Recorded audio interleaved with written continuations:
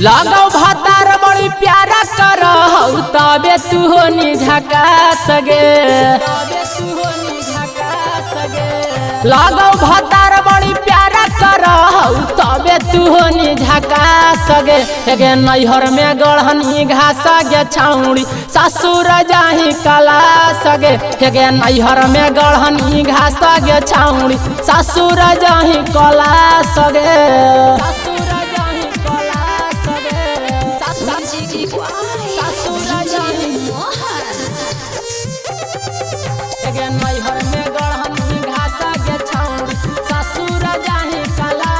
हेगे हानि जब तुम्हारे गे छाउड़ी लागो हानि बकवा सगे।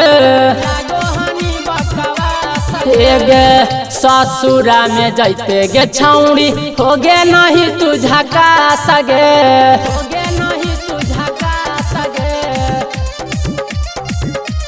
हेगे हानि जब तुम्हारा गे छाउड़ी लागो हानि बकवा सगे। ससुर जाइते कैसे गे छाउड़ी हो गे नियत झका सगे। लागो भातार तोरा दिल गे छाउड़ी लगावेला फेसबा सगे। हेगे नैहर में गढ़नी घास गे छाउड़ी ससुर जाही कला सगे। हेगे नैहर में गढ़नी घास गे छाउड़ी ससुर जाही कला सगे। हेगे नैहर में गढ़नी घास गे छाउड़ी ससुर जाही कला सगे।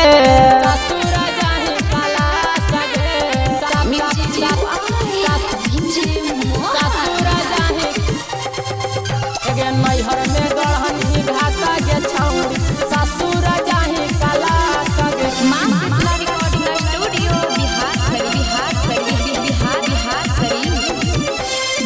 नैहर में बड़ी तुमन से चारब हानि बकरिया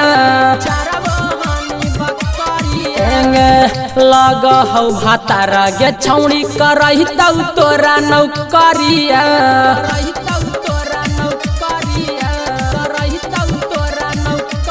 हेगे नैहर में बड़ी मन से चारबो हानि बकरिया लागौ भातार तोरा कराई देतौ सरकारी नौकरिया।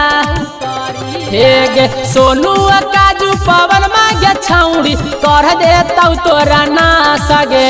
नैहर में गढ़नी घास गे छाउड़ी ससुर जाही कला सगे। हेगे नैहर में गढ़नी घास गे छाउड़ी ससुर जाही कला सगे। हेगे नैहर में गढ़नी घास गे छाउड़ी ससुर जाही कला सगे।